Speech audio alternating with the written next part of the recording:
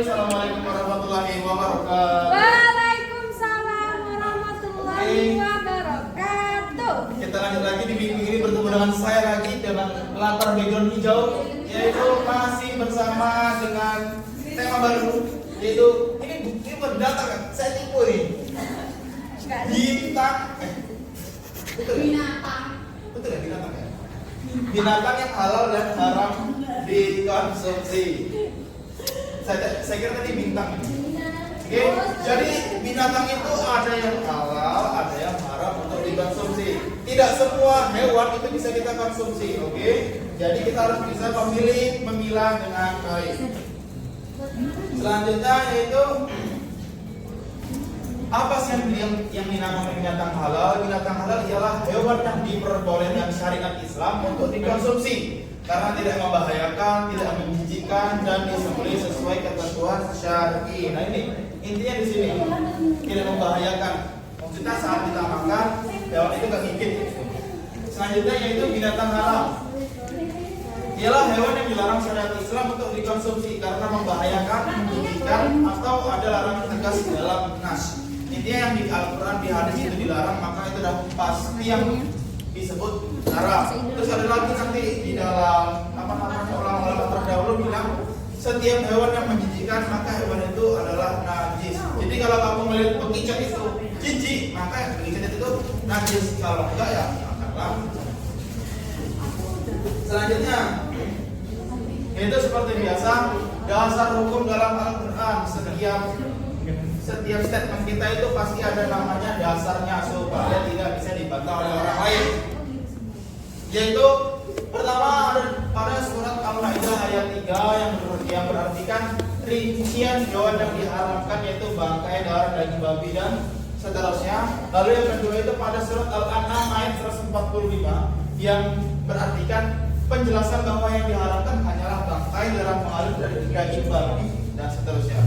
Seterusnya yaitu ada pada surat Al-A'raf ayat 157 yang berartikan Allah menghalalkan yang baik-baik, thayyibat, dan mengharamkan yang buruk. Nah ini Allah menghalalkan yang baik dan mengharamkan pasti yang buruk.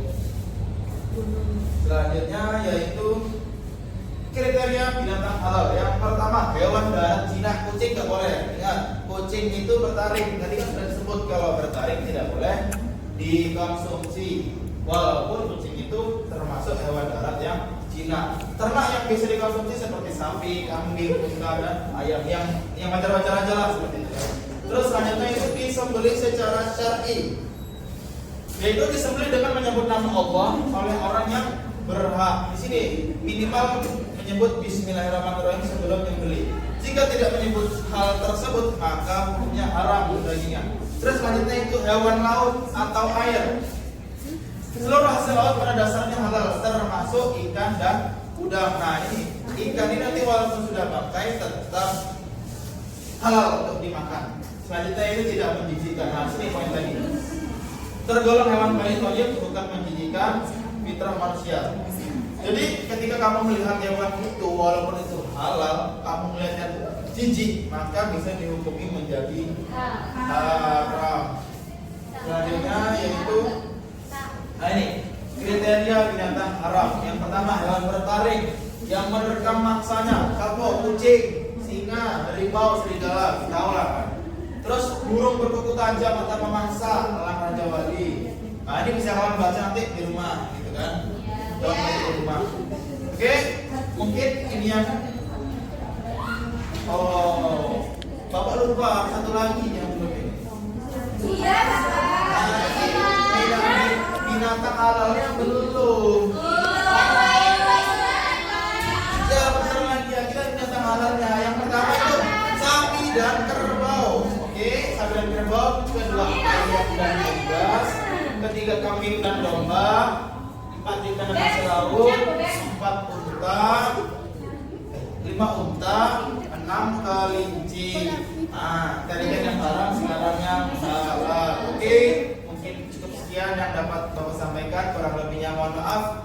Sekian, wassalamualaikum warahmatullahi wabarakatuh. Waalaikumsalam warahmatullahi wabarakatuh.